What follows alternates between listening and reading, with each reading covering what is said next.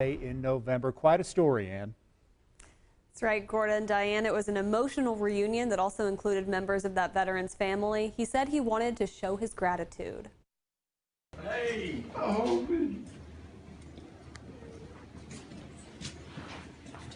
you doing? Homer Bryant was overwhelmed with emotion when he saw the firefighters who pulled him from a flooded creek. I was wondering how I was going to thank you. Mr. Bryant, we want to thank you. We couldn't do what we do if it wasn't for what you did for us. Well, thank you. Thank you for your service. Thank you for your service now. Bryant was deployed to Europe in World War II, but Wednesday he wanted to thank the first responders who saved him. I believe in angels.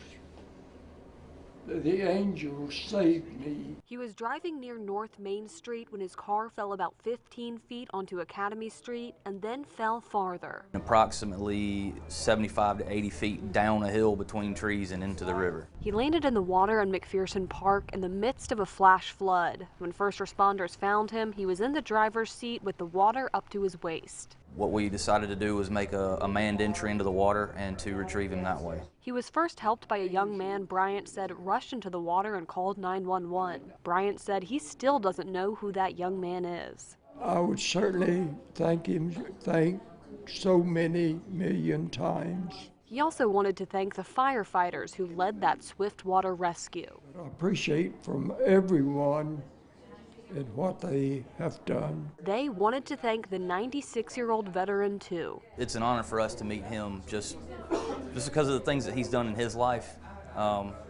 It should be the other way around. We should be thanking him instead of what we're here to do today.